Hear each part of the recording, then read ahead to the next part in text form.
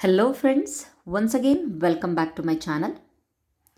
Friends, ಈ ವರ್ಷ ಪ್ರಚಲಿತ ಸುದ್ದಿಯಲ್ಲಿರುವಂಥ ಆರಂಭಿಕ ಸಾಕ್ಷರತೆ ಮತ್ತು ಸಂಖ್ಯಾಜ್ಞಾನ FLN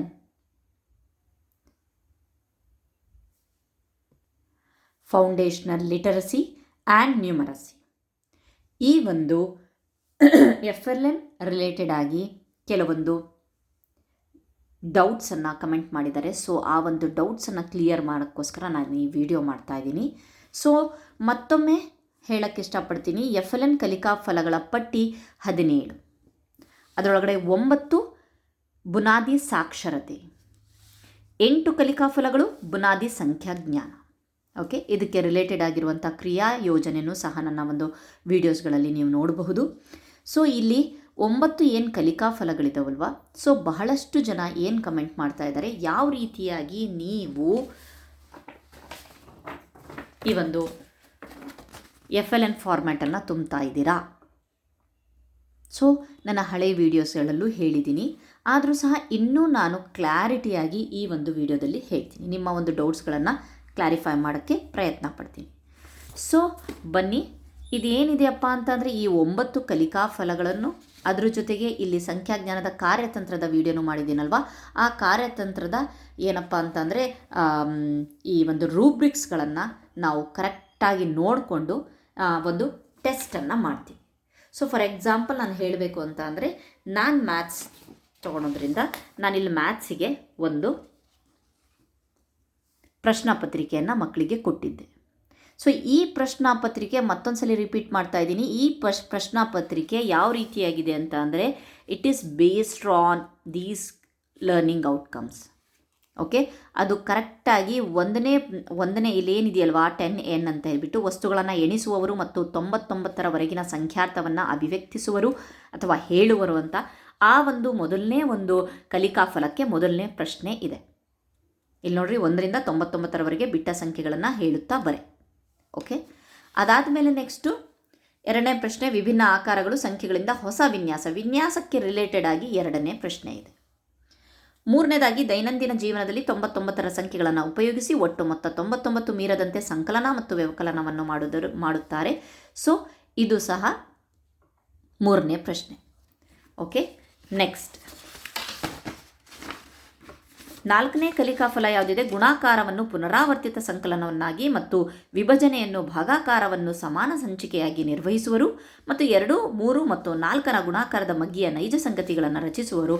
ಇದಕ್ಕೆ ರಿಲೇಟೆಡ್ ಆಗಿ ಎಕ್ಸಾಕ್ಟ್ ರಿಲೇಟೆಡ್ ಆಗಿ ಇಲ್ಲಿ ಒಂದು ಪ್ರಶ್ನೆ ಬಂದಿದೆ. ನೆಕ್ಸ್ಟ್ ಬಂದ್ಬಿಟ್ಟು 5ನೇ ಕಲಿಕಾ ಫಲ 2 ಆಯಾಮದ ಆಕೃತಿಗಳಾದ, ಸೊ 2 ಆಯಾಮದ ಆಕೃತಿಗಳಾದ ಆಯತ, ತ್ರಿಭುಜ, ವೃತ್ತ, ಅಂಡಾಕಾರದಂತಹ ಇತ್ಯಾದಿ ಆಕಾರಗಳನ್ನು ಗುರುತಿಸುವರು ಮತ್ತು ವಿವರಿಸುವರು. ಇಲ್ಲಿದೆ ನೋಡಿ. ಓಕೆ, ಅದಾದಮೇಲೆ ನೆಕ್ಸ್ಟು ರಾಡ್, ಕೋಲು, ಪೆನ್ಸಿಲ್, ದಾರ, ಕಪ್ಪು ಚಮಚ, ಮಗ್ ಇತ್ಯಾದಿಗಳಂತಹ ಪ್ರಮಾಣಿತವಲ್ಲದ ಘಟಕಗಳನ್ನು ಬಳಸಿಕೊಂಡು ಉದ್ದ, ದೂರ, ಎತ್ತರ, ಸಾಮರ್ಥ್ಯ, ಅದಕ್ಕೆ ರಿಲೇಟೆಡ್ ಆಗಿ ಉದ್ದವನ್ನು ಅಳೆದು ಬರೆಯುತ್ತೆ. ನೆಕ್ಸ್ಟ್ ದೂರ, ಹತ್ತಿರ, ಮೇಲೆ, ಕೆಳಗೆ, ಎಡ, ಬಲ, ಮುಂದೆ, ಹಿಂದೆ ಇತ್ಯಾದಿ ವಿಶೇಷ ಶಬ್ದಗಳನ್ನು ಬಳಸುವರು. ಇಲ್ಲಿದೆ. ಓಕೆ, ಸೊ ಈ ಒಂದು 8, ಸೊ ಅದಾದಮೇಲೆ ಈ 8 ಏನು ಕಲಿಕಾ ಫಲಗಳಿಗೆ ರಿಲೇಟೆಡ್ ಆಗಿರುವಂಥ ಪತ್ರಿಕೆ ಇಲ್ಲಿದೆ. ಸೊ ಈ ಪ್ರಶ್ನಾ ಪತ್ರಿಕೆಯನ್ನು ಮಕ್ಕಳಿಗೆ ಕೊಟ್ಟು ನಾನು ಅವರಿಂದ ಆನ್ಸರ್ಸ್ಗಳನ್ನು ತೊಗೊಂಡಿದ್ದೀನಿ. ಸೊ ಅವರೇ ಫಿಲಪ್ ಮಾಡಿದ್ದಾರೆ. ಸೊ ಇಲ್ಲಿ ನಾನು ರೂಬ್ರಿಕ್ಸ್ ಪ್ರಕಾರ ಇಲ್ಲಿ ನೀವು ನೋಡ್ಬೋದು, ಮೊದಲನೇ ಪ್ರಶ್ನೆಯಲ್ಲಿ ನಾನು A ಅಂತ ಕೊಟ್ಟಿದ್ದೀನಿ. A ಅಂತ ಅಂದರೆ ಅಡ್ವಾನ್ಸ್, ಸುಧಾರಿತ ಮಗು ಇದು. ಸೊ ಸುಧಾರಿತವಾದ ಉತ್ತರವನ್ನು ಕೊಟ್ಟಿದ್ದಾನೆ ಮಗುನು ಅಂತವನು. ಸೊ ಇಲ್ಲಿ ನೀವು ಇದನ್ನು ಇಟ್ಕೊಂಡೇ ಮಾಡಬೇಕಾಗತ್ತೆ ವ್ಯಾಲ್ಯೂಯೇಷನ್. ಕನಿಷ್ಠ 1ರಿಂದ 9 ಮಾತ್ರ ಸರಿಯಾಗಿ ಎಣಿಸಬಲ್ಲರು, ಪ್ರಾಥಮಿಕ ದತ್ತವಸ್ತುಗಳನ್ನು ನಿಧಾನವಾಗಿ ಬಳಸುವರು, ಪ್ರಾವೀಣ್ಯತೆ ಪ್ರೊಫಿಷಿಯನ್ಸಿ P ಅಂತ ಹೇಳ್ತೀವಲ್ಲ, ದತ್ತವಸ್ತುಗಳನ್ನು ಗೊಂದಲವಿಲ್ಲದೆ ಇಳಿಸುವರು. ಸೊ ಸುಧಾರಿತ 90ರವರೆಗೆ ಯಾವುದೇ ಸಂಖ್ಯೆಯನ್ನು ಗುರುತಿಸಿ ಬಳಸುವರು. ಸೊ ಇದರೊಳಗಡೆ ಅವನು A ತೊಗೊಂಡಿದ್ದಾನೆ. ಸೊ ಈ ಮಗು ಇಲ್ಲಿ ನೋಡಿ, ಇದರೊಳಗಡೆನೂ A, ಅಡ್ವಾನ್ಸ್. ಸೊ ಈ ಎಲ್ಲ ನೀವು ಪ್ರಶ್ನೆ ಪತ್ರಿಕೆ ಎಲ್ಲವನ್ನು ನೋಡ್ಬೋದು. ಹಾಗಾದರೆ ನಾನು ಇನ್ನೊಂದು ಪ್ರಶ್ನೆ ಪತ್ರಿಕೆಯನ್ನು ತೋರಿಸ್ತೀನಿ. ಫಾರ್ ಎಕ್ಸಾಂಪಲ್ ಇಲ್ಲಿ ನೋಡಿ. ಸೊ ಈ ಇಲ್ಲಿ ಹುಡುಗಿ ಪ್ರೊಫಿಷಿಯನ್ಸಿ ತೋರಿಸಿದಾಳೆ. ಇಲ್ಲಿ 1ರಿಂದ 90ರವರೆಗೆ ಯಾವುದೇ ಅಂಕೆನ ಸ್ವಲ್ಪನೂ ತಪ್ಪಿಲ್ದಂಗೆ ಕ್ಲೀನಾಗಿ ಬರೆದಿದ್ದಾಳೆ. ಓಕೆ, ನೆಕ್ಸ್ಟು ವಿನ್ಯಾಸ ಪೂರ್ಣಗೊಳಿಸಿಯಲ್ಲಿ ತಪ್ಪು ಬರೆದಿದ್ದಾಳೆ. ಸೊ ಹಾಫ್ ಪ್ಲಸ್ ಇದು ಒಂದು ಕ್ವಶನಲ್ಲಿ ಇದು ಮಾಡಿದ್ದಾಳೆ, ಎರಡನೇ ಕ್ವಶನಲ್ಲಿ ಈ ರೀತಿ ಮಾಡಿದ್ದಾಳೆ. ಸೊ ಹಾಗಾಗಿಬಿಟ್ಟು ನಾನು ಬೇಸಿಕ್ ಲೆವೆಲನ್ನು ಕೊಟ್ಟಿದ್ದೀನಿ. ಸೊ ಇಲ್ಲಿ 3ನೇ ಪ್ರಶ್ನೆಯಲ್ಲಿ ಸರಿಯಾಗಿಲ್ಲ, ಕಂಪ್ಲೀಟ್ ಸರಿಯಾಗಿಲ್ಲ, ಬಿಲೋ ಬೇಸಿಕ್. ಸೊ ಅದಾದಮೇಲೆ ನೆಕ್ಸ್ಟು 4ನೇ ಕ್ವಶನ್ನು ಅಷ್ಟೇ ಬಿಲೋ ಬೇಸಿಕ್, 5ನೇ ಪ್ರಶ್ನೆ ಬಿಲೋ ಬೇಸಿಕ್, 6 ಅಷ್ಟೇ ಬಿಲೋ ಬೇಸಿಕ್, 7ನೇದು 10 ಸೆಂಟಿಮೀಟರ್ ಅಂತ ಇದೆ, ಬಟ್ ಕರೆಕ್ಟಾಗಿ ಅದನ್ನು ಹೇಳಿದ್ಮೇಲೆ ಮಾಡಿದ್ದಾಳೆ ಬೇಸಿಕ್ಕು. ಸೊ 8ನೆಲ್ಲ ಇನ್ಸ್ಟ್ರಕ್ಷನ್ ಕೊಟ್ಟ ಮೇಲೆ ಎಂಟ್ರಿ ಮಾಡಿರೋದು. ಅದಾದಮೇಲೆ ನೆಕ್ಸ್ಟು ಬಿಲೋ ಬೇಸಿಕ್, ಇಲ್ಲಿ ಏನೂ ಸಹ ಇಲ್ಲಿ ಕೆಲಸ ಆಗಿಲ್ಲ. So below basic. ಸೊ ಈ ಮಗು FLNಗೆ ಬರ್ತಾಳೆ ಅನ್ನೋದು ಕನ್ಫರ್ಮ್ ಆಯಿತು. ಸೊ ಇದೆಲ್ಲ ಆದಮೇಲೆ ಸಹ ನಾವೇನು ಮಾಡಬೇಕಪ್ಪ ಅಂತಂದರೆ, ಈ ಎಕ್ಸಾಮ್ ಆದಮೇಲೆ ನಾನೇನು ಮಾಡಿದ್ದೀನಿ ಅಂತ ಅಂದರೆ, ಸೊ ಮೊದಲನೇದಾಗಿ ಪ್ರಶ್ನೆ ಪತ್ರಿಕೆ ರೆಡಿ ಮಾಡ್ಕೊಬೇಕು. ಯಾವ ರೀತಿಯಾಗಿ ಈ ಒಂದು ಕಲಿಕಾ ಫಲಗಳಿಗೆ ತಕ್ಕಂಥ ಪ್ರಶ್ನೆ ಪತ್ರಿಕೆನ ರೆಡಿ ಮಾಡ್ಕೊಬೇಕು, ಮಕ್ಕಳಿಗೆ ಕೊಡಬೇಕು. ಅದನ್ನು ವ್ಯಾಲ್ಯುವೇಷನನ್ನು ನಾವು ರೂಬ್ರಿಕ್ಸ್ಗಳ ಪ್ರಕಾರವಾಗಿ ನಾವು ವ್ಯಾಲ್ಯುವೇಷನ್ನಲ್ಲಿ ಮಾಡಿ ಈ ರೂಬ್ರಿಕ್ಸ್ಗಳನ್ನು ಕೊಡಬೇಕು. Below basic, basic, proficiency, advance. Okay, BB, B, P, A. So ಇದಾದ ಮೇಲೆ ಏನು ಮಾಡ್ತೀವಪ್ಪ ಅಂತಂದರೆ, ಈ ರೀತಿಯಾದಂತಹ ಒಂದು ಫಾರ್ಮೇಟನ್ನು ತೊಗೊಳ್ತೀವಿ. ಸೊ ನಾನು ಅಲ್ಲಿ ತೋರಿಸಿದೆ ಸಿದ್ದೇಶ್ ಅಂತ ಹೇಳಿಬಿಟ್ಟು ಆ ಹುಡುಗಂದು. ಇಲ್ಲಿ ನೋಡ್ರಿ, ಇಲ್ಲಿ ನಾನು ಫಸ್ಟ್ ತೋರಿಸಿದ್ನಲ್ಲ, ಸೊ ಈ ಹುಡುಗಂದು ಸಿದ್ದೇಶ್ ಅಂತ ಇದೆಯಲ್ಲ ಅವನದಿದೆ, ಇಲ್ಲಿ ನೋಡಿ ನೀವು ನೋಡ್ಬೋದು. ಸೊ ಮೊದಲನೇ ಪ್ರಶ್ನೆಗೆ A ಕಾಲಮಲ್ಲಿ ನಾವು ರೈಟು ಹಾಕಬಹುದು, ಬಟ್ ನಾನಿಲ್ಲಿ A ಅಂತ ಮೆನ್ಷನ್ ಮಾಡಿದ್ದೀನಿ. ಯಾಕೆ ಮೆನ್ಷನ್ ಮಾಡಿದ್ದೀನಿ ಅಂತ ಅಂದರೆ, ಸೊ ಒಂದು ಫಾರ್ಮೆಟಲ್ಲಿ ನಾನು ರೈಟ್ ಹಾಕಿ ನೋಡಿದೆ. ಸೊ ಅದು ನನಗೆ ಕನ್ಫ್ಯೂಷನ್ ಆಗ್ತಿತ್ತು. ಈ ಲೈನ್ಸ್ಗಳಲ್ಲೆಲ್ಲ ಆ ರೈಟು ಯಾವುದು ಅನ್ನೋದನ್ನು ಹುಡುಕೋದು ಒಂದು ದೊಡ್ಡ ಸಮಸ್ಯೆ ಆಗಿತ್ತು. ಸೊ ಹಾಗಾಗಿಬಿಟ್ಟು ನಾನು ಆ ಕಾಲಮಲ್ಲೇ A ಅಂತ ಮೆನ್ಷನ್ ಮಾಡಿಬಿಟ್ಟೆ. A ಕಾಲಮಲ್ಲಿ A ಮೆನ್ಷನ್ ಇಲ್ಲಿ ನೋಡಬಹುದು ನೀವು. ಹಾಗಾದರೆ ಈ ಫಾರ್ಮೆಟಲ್ಲಿ ಏನಿದೆ, ಇಲ್ಲಿ ವಿದ್ಯಾರ್ಥಿ ಹೆಸರಿದೆ, ತರಗತಿ ಇದೆ. ಇಲ್ಲಿ ಅದೇನು ನಾನು ಈಗ ಈ ಒಂದು ಬುನಾದಿ ಸಾಮರ್ಥ್ಯಗಳ ಕಲಿಕಾಫಲಗಳನ್ನು ನೋಡಿದ್ನಲ್ಲ, ಸಂಖ್ಯಾಜ್ಞಾನದ ಕಲಿಕಾಫಲಗಳನ್ನು ನೋಡಿದ್ನಲ್ಲ, ಆ ಕಲಿಕಾಫಲಗಳನ್ನು, ಈ 8 ಕಲಿಕಾಫಲಗಳನ್ನು ಇಲ್ಲಿ ಮೆನ್ಷನ್ ಮಾಡಿದ್ದಾರೆ. ಪ್ರತಿಯೊಂದು ಕಲಿಕಾಫಲಕ್ಕೂ 4 ರೂಬ್ರಿಕ್ಸ್ಗಳನ್ನು ಸಹ ಮೆನ್ಷನ್ ಮಾಡಿದ್ದಾರೆ. ಓಕೆ, ಮೊದಲನೇ ಪ್ರಶ್ನೆಗೆ ಯಾವ ಒಂದರೊಳಗಡೆ ಇದ್ದಾನೆ ಸಿದ್ದೇಶ್, ಅಡ್ವಾನ್ಸ್. ಎರಡನೇದು ಸಹ ಅಡ್ವಾನ್ಸ್. ಮೂರನೇದು advance, advance, advance, advance, advance, advance.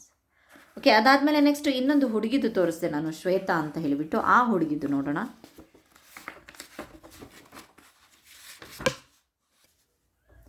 So ಇಲ್ಲಿ ನೋಡಿ, ಶ್ವೇತಾ ಮೊದಲನೇ ಪ್ರಶ್ನೆಯಲ್ಲಿ ಪ್ರೊಫಿಷಿಯನ್ಸಿ ಇದೆ. ಅದಾದಮೇಲೆ basic, basic, below basic, below basic, basic, proficiency, basic. So ಯಾವ ಪ್ರಶ್ನೆಗೆ ಏನನ್ನು ತೊಗೊಂಡಿದ್ದಾರೆ ಅನ್ನೋದನ್ನು ನಾವು ಕ್ವಶನ್ ಪೇಪರನ್ನು ಇಟ್ಕೊಂಡೇ ಇದನ್ನು ಫಿಲಪ್ ಮಾಡಬೇಕಾಗತ್ತೆ. ಸೊ ಈ ಒಂದು ಫಾರ್ಮೆಟ್ ಇದ್ದರೆ ಸಾಕು ನಮಗೆ, ಮಕ್ಕಳು ಯಾರ್ಯಾರು FLNಗೆ ಬರ್ತಾರೆ ಅಥವಾ ಯಾವ ಮಗು ಯಾವ ಒಂದು ಹಂತದಲ್ಲಿದೆ ಅನ್ನೋದು ಬಹಳ ಈಸಿಯಾಗಿ ಅರ್ಥ ಆಗುತ್ತೆ. ಸೊ ಇದಾದಮೇಲೆ ನೆಕ್ಸ್ಟ್ ಒಂದು ಸ್ಕೂಲಿಗೆ ಶಾಲಾ ಹಂತದಲ್ಲಿ ಒಂದು ತುಂಬೋದಿರುತ್ತೆ. ಸೊ ಆಮೇಲೆ ಬಹಳಷ್ಟು ಜನ ಕನ್ನಡನೂ ಸ್ವಲ್ಪ ಹೇಳಿ, ನೀವು ಮ್ಯಾಥ್ಸ್ ಮತ್ತು ಸೈನ್ಸ್ ಬಗ್ಗೆ ಎಷ್ಟೇ ಹೇಳ್ತೀರಾ ಕನ್ನಡನೂ ಹೇಳಿ ಅಂದಿದ್ದಕ್ಕೆ ಕನ್ನಡದ ಪೇಪರನ್ನು ಸಹ ನಾನು ತೊಗೊಂಬಂದಿದ್ದೀನಿ. ಬಟ್ ಮಕ್ಕಳು ಬರ್ದಿರೋದು ತೊಗೊಂಬಂದಿರಲ್ಲ. ಸೊ ಒಂದು ಬ್ಲ್ಯಾಂಕ್ ಪೇಪರನ್ನು ತಂದಿದ್ದೀನಿ. ಸೊ ಇಲ್ಲೇನಪ್ಪ ಅಂತಂದರೆ, ನಿಮ್ಮ ಮನೆಯಲ್ಲಿ ಆಚರಿಸುವ ಹಬ್ಬದ ಕುರಿತು ಹೇಳು. ನಾನು ನನ್ನ ಹಳೆಯ ವೀಡಿಯೋಸ್ಗಳಲ್ಲಿ ಹೇಳಿದ್ದೆ, ಕನ್ನಡ ಒಂದು ಬುನಾದಿ ಅಕ್ಷರ ಜ್ಞಾನದಲ್ಲಿ 4 oral, 3 writing, 3 reading, last 2 writing. 4 oral, 3 reading, 2 writing. So ಇಲ್ಲೂ ಸಹ ಪ್ರಶ್ನೆ ಪತ್ರಿಕೆಯನ್ನು ನೀವು ಅಬ್ಸರ್ವ್ ಮಾಡಿದ್ರೆ, ಸೊ ಇಲ್ಲಿ ನೋಡ್ರಿ, ಮೊದಲನೇದು ತರಗತಿಯಲ್ಲಿ ಲಭ್ಯವಿರುವ ಮುದ್ರಿತ ಪಠ್ಯಗಳ ಕುರಿತು ಸಂಭಾಷಣೆ ಮತ್ತು ಮಾತುಕತೆ ನಡೆಸುವರು. ನಿಮ್ಮ ಮನೆಯಲ್ಲಿ ಆಚರಿಸುವ ಹಬ್ಬದ ಕುರಿತು ಹೇಳೋದು ಓರಲ್. ಪ್ರಶ್ನೆಗಳನ್ನು ಕೇಳುವ ಮೂಲಕ ಸಂಭಾಷಣೆಯಲ್ಲಿ ತೊಡಗುವರು ಮತ್ತು ಇತರರನ್ನು ಆಲಿಸುವರು ಇಲ್ಲಿದೆ. ಚಿತ್ರ ನೋಡಿ ಮಾತನಾಡು. ಮೂರನೇದಾಗಿ ನಿನಗೆ ಗೊತ್ತಿರುವ ಹಾಡು ಕವನ ಹೇಳು ಅಂತ ಅಂದರೆ, 3ನೇ ಓರಲಲ್ಲಿ ಕಲಿಕಾ ಫಲದಲ್ಲಿ ಹಾಡುಗಳು ಕವನಗಳನ್ನು ಪಠಿಸುವರು ಅಂತ ಕೊಟ್ಟಿದ್ದಾರೆ. ನೆಕ್ಸ್ಟು 4ನೇ ಓರರಲ್ಲಿ ಕಥೆಗಳು, ಕವಿತೆಗಳು, ಮುದ್ರಣ ಇತ್ಯಾದಿಗಳು ಕಂಡುಬರುವ ಪರಿಚಿತ ಪದಗಳನ್ನು ಪುನರಾವರ್ತಿಸ್ತಾರೆ. ಸೊ ಆಲ್ರೆಡಿ ಇಲ್ಲಿ ಪದಗಳು ಕೊಟ್ಟಿದ್ದಾರೆ, ಮೋಡ ಅಂತ. ಅದೇ ಮೋಡ ಸೇಮ್ ನೋಡಿಕೊಂಡೇ ಬರೀಬೇಕು.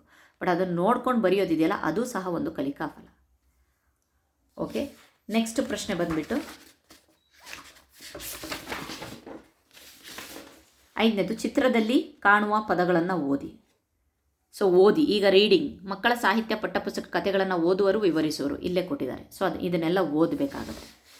ಓಕೆ, ನೆಕ್ಸ್ಟು ಕೊಟ್ಟಿರುವ ಗದ್ಯ ಭಾಗವನ್ನು ಓದಿರಿ. ಇದು 6ನೇ ಕಲಿಕಾ ಫಲ. ಸೊ ನೆಕ್ಸ್ಟು 7ನೇ, ನೀಡಿರುವ ಪದದ ಕೊನೆಯ ಅಕ್ಷರದಿಂದ ಪದ ರಚಿಸು. ಈಗ ಬರುತ್ತೆ ರೈಟಿಂಗ್. ನೆಕ್ಸ್ಟು ಈ ಚಿತ್ರ ಗಮನಿಸಿ, ಚಿತ್ರಕ್ಕೆ ಸಂಬಂಧಿಸಿದ 4 ಸರಳ ವಾಕ್ಯಗಳನ್ನು ಬರೆಯಿರಿ. ಕೊಟ್ಟಿರುವ ಕಥೆಯನ್ನು ಪೂರ್ಣಗೊಳಿಸಿ ಬರೆಯಿರಿ. ಸೊ ರೈಟಿಂಗ್ ಇಲ್ಲಿದೆ. ಸೊ ಈ ರೀತಿಯಾಗಿ ಕನ್ನಡಕ್ಕೆ ರಿಲೇಟೆಡ್ ಆಗಿರುವಂತಹ ಪ್ರಶ್ನಾಪತ್ರಿಕೆ ಇದು ಸಹ ನಾವು ರೂಬ್ರಿಕ್ಸನ್ನು ಇಟ್ಕೊಂಡು, ಕನ್ನಡದಲ್ಲಿ ಬಂದಿರುವಂತಹ ರೂಬ್ರಿಕ್ಸ್, ಕಾರ್ಯತಂತ್ರದ ಒಂದು ರೂಬ್ರಿಕ್ಸ್ಗಳನ್ನು ಇಟ್ಕೊಂಡು ನಾವು ವ್ಯಾಲ್ಯೂಯೇಷನ್ನ ಮಾಡಿಬಿಟ್ಟು, ಸೊ ಇದೇ ರೀತಿ ಇದು ಬರೀ ಮ್ಯಾಥ್ಸಿಗೆ ರಿಲೇಟೆಡ್ ಆಗಿರುವಂತಹ ಒಂದು ಫಾರ್ಮೆಟ್. ಕನ್ನಡಕ್ಕೂ ಫಾರ್ಮೆಟ್ ಇದೆ. ಇದಾದ ಮೇಲೆ ನೆಕ್ಸ್ಟ್ ಬರುತ್ತೆ ಏನಪ್ಪ ಅಂತಂದರೆ, ಸೊ ಶಾಲಾ ಹಂತದಲ್ಲಿ ತುಂಬಬೇಕಾಗಿರುವಂಥ ಫಾರ್ಮೆಟ್. ಸೊ ಇಲ್ಲಿ ನೋಡಿ, ಶಾಲಾ ಹಂತದ ಫಾರ್ಮೆಟ್ ಯಾವ ರೀತಿಯಾಗಿದೆ ಅಂತಂದರೆ, ಇಲ್ಲಿ ತರಗತಿ ಶಾಲೆಯಲ್ಲಿ ಇರುವ ಒಟ್ಟು ಮಕ್ಕಳ ಸಂಖ್ಯೆ. ಸೊ 3ನೇ ಕ್ಲಾಸಲ್ಲಿ ಎಷ್ಟು ಇದ್ದಾರೆ? 4 ಇದೆ. ದಾಖಲಾತಿಯನ್ನು ನಾವು ಬರೀಬೇಕು. ಈವರೆಗೆ FLN ಸಾಧಿಸಿದ ವಿದ್ಯಾರ್ಥಿಗಳ ಸಂಖ್ಯೆ, FLN ಸಾಧಿಸಬೇಕಾದ ವಿದ್ಯಾರ್ಥಿಗಳ ಸಂಖ್ಯೆ ಅಂದರೆ FLN ಮಕ್ಕಳು. ಓಕೆ, ಇವೆರಡನ್ನೂ ಸಹ ಕೂಡಿಸಿದ್ರೆ ನಮಗೆ ದಾಖಲಾತಿ ಬರಬೇಕು ನಂಬರ್. ಓಕೆ, ಇಲ್ಲಿ FLN ಸಾಧಿಸಬೇಕಾದ ವಿದ್ಯಾರ್ಥಿಗಳ ವಿವರ, ಇಲ್ಲಿ ಬರೀ ನಾವು FLN ಮಕ್ಕಳು, ಸಾಧಿಸಬೇಕಾದ ಮಕ್ಕಳ ಒಂದು ವಿವರವನ್ನು ಬರಿತೀವಿ. ಸೊ ಇಲ್ಲಿ ತರಗತಿಯನ್ನು ಮೆನ್ಷನ್ ಮಾಡ್ತೀವಿ. ಸೊ ಶಾಲಾ ಹಂತ ಇರೋದ್ರಿಂದ ಸೊ ಕಂಟಿನ್ಯೂ ಆಗಿ ತರಗತಿಯನ್ನು ಮೆನ್ಷನ್ ಮಾಡ್ತೀವಿ. ವಿದ್ಯಾರ್ಥಿ ಹೆಸರು, ಉದಾಹರಣೆಗೆ 1ನೇ ಕ್ಲಾಸಲ್ಲಿ ಯಾರಿದ್ದಾರೆ, 3ನೇ ಕ್ಲಾಸಲ್ಲಿ ಯಾರಿದ್ದಾರೆ, 4ನೇ ಕ್ಲಾಸಲ್ಲಿ ಯಾರಿದ್ದಾರೆ ಅಂತ ಹೇಳ್ಬಿಟ್ಟು ಬರ್ಕೊಂಡು ಹೋಗ್ತೀವಿ. ಇಲ್ಲಿ ಮೌಖಿಕ ಲರ್ನಿಂಗ್ ಔಟ್ಕಮ್ 1ರಿಂದ 4 ಇದೆ ಮೌಖಿಕ. ಸೊ ಆ ಒಂದು ನಾವು ಏನು ಈ ರೀತಿಯಾದಂತಹ ಕನ್ನಡಕ್ಕೂ ಸಹ ಈ ರೀತಿಯಾದ ಫಾರ್ಮೆಟ್ ಇರುತ್ತಲ್ವ, ಸೊ ಅದನ್ನು ಇದು ಮಾಡಿಬಿಟ್ಟು 1ರಿಂದ 4ರವರೆಗೆ ಒಂದು ಸರಾಸರಿಯನ್ನು ನಾವು ಯಾವ ರೀತಿಯಾಗಿ ತೆಗೆದಿದ್ದಾನೆ ಅಂತ ಹೇಳ್ಬಿಟ್ಟು ಸರಾಸರಿಯನ್ನು ತೆಗೆದುಬಿಟ್ಟು ನಾವಿಲ್ಲಿ ಮೆನ್ಷನ್ ಮಾಡ್ತೀವಿ. ಸೊ ಮೌಖಿಕ ಆದಮೇಲೆ ಓದುವುದು ಬರುತ್ತೆ.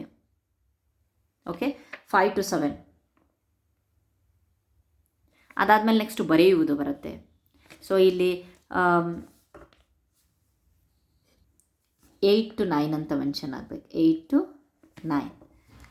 ಓಕೆ, ಸೊ ಅಲ್ಲೂ ಸಹ 5ರಿಂದ 7 ಯಾವ ರೀತಿಯಾಗಿ ನಾವು ಕ್ಯಾಲ್ಕುಲೇಟ್ ಮಾಡೋದು ಅಂತಂದರೆ ಸರಾಸರಿ ತಗೊಳ್ಳಿ. ಸೊ BB 2 BB 1 B ಬಂದಿತ್ತು ಅಂತಂದರೆ ನಾವು 2 BB ಇದೆಯಲ್ಲ, ಸೊ ಹಾಗಾಗ್ಬಿಟ್ಟು ನಾವು ಇಲ್ಲಿ BB ಅಂತಲೇ ಮೆನ್ಷನ್ ಮಾಡ್ತೀವಿ. ಇಲ್ಲೂ ಮತ್ತೊಮ್ಮೆ ಹೇಳ್ತೀನಿ, FLN ಸಾಧಿಸಬೇಕಾದ ವಿದ್ಯಾರ್ಥಿಗಳ ವಿವರ. ಅದಾದಮೇಲೆ ನೆಕ್ಸ್ಟು ಸಂಖ್ಯಾಜ್ಞಾನದ್ದು ಯಾವ ರೀತಿಯಾಗಿ ಇಲ್ಲಿ ಏನು ನಮಗೆ ಬಂದಿದೆಯಲ್ವಾ, ಸೊ ಅದರಲ್ಲಿ ಸೀದಾ ಡೈರೆಕ್ಟಾಗಿ N1ಅಲ್ಲಿ ಏನು ಬಂದಿದೆ, N2ಅಲ್ಲಿ ಇಲ್ಲೇನು ಸರಾಸರಿ ತಗೊಳ್ಳೋ ಅವಶ್ಯಕತೆ ಇರೋದಿಲ್ಲ. ಸೊ ಈ ರೀತಿಯಾದಂಥ ಫಾರ್ಮೆಟ್ ಅವೈಲೇಬಲ್ ಇದ್ದರೂ ಸಹ ಇದನ್ನು ಸಹ ನಾವು ಮಾಡ್ಕೋಬಹುದು. Okay, thank you friends. ನಿಮ್ಮ ಒಂದು ಡೌಟನ್ನು ಆದಷ್ಟು ಮಟ್ಟಿಗೆ, ತಕ್ಕ ಮಟ್ಟಿಗೆ, ನನ್ನ ಮಟ್ಟಿಗೆ ಕ್ಲಿಯರ್ ಮಾಡೋಕ್ಕೆ ಪ್ರಯತ್ನ ಪಟ್ಟಿದ್ದೀನಿ ಅಂದ್ಕೊಂಡಿರ್ತೀನಿ. Thank you once again.